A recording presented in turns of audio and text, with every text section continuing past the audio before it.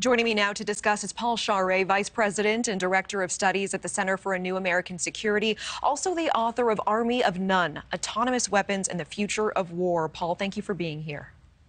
Thanks for having me. So interestingly, Paul, Oakland also considered this. They voted no, San Francisco voting in favor. Are robots that can kill automatically rolling out on the streets of San Francisco, or what hurdles still need to be cleared here? Well, thankfully, there is still one other vote that's coming up on Tuesday. And then if that vote is approved, the mayor would need to approve, although the mayor has said that it's supportive of this policy. There is also, of course, robust discussion underway in the media about, is this a good idea? And I think that's one of the troubling things here is this policy seems very rushed. There doesn't seem to be a lot of consideration to other options. Things like putting non-lethal tools on robots to incapacitate a suspect. And, the whole idea of using a robot in a situation like this is we don't have to put law enforcement officers in harm's way. And so we shouldn't have to resort to lethal force. And those are the kind of options that we should be considering. Well, for those who support the use of deadly robots, they say that this could be a tool used to stop mass shootings, for example, as they're happening and potentially save lives. Do the benefits in that case outweigh the risks?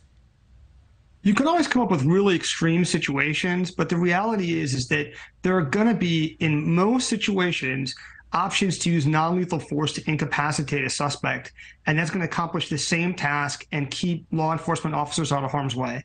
And the risk of authorizing deadly force with robots is that it starts out being used in only very rare circumstances and then becomes normalized over time. The fact that the Dallas police said that they couldn't see any other option other than lethal force, that they moved right to that, that's actually quite concerning. And that suggests we really need more thought put into how we employ robots by police forces and how we can use them in ways that are safe and effective, that protect law enforcement, but also don't lead to excessive use over time. So what does that look like, having a robot roll in and not using lethal force? What would you be comfortable, or ethicists be comfortable with the robot being able to do?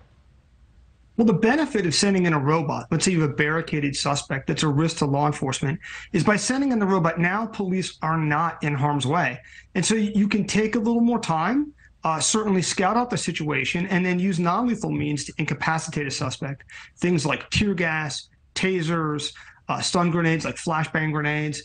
And then once a suspect is incapacitated, law enforcement officers can move into the room. And so that's the kind of approaches that we should be using robots for, instead of immediately going to strapping them with explosives. I hear you. Paul Scharre, I certainly appreciate your perspective and time. Thank you so much for being on the show tonight. Thank you.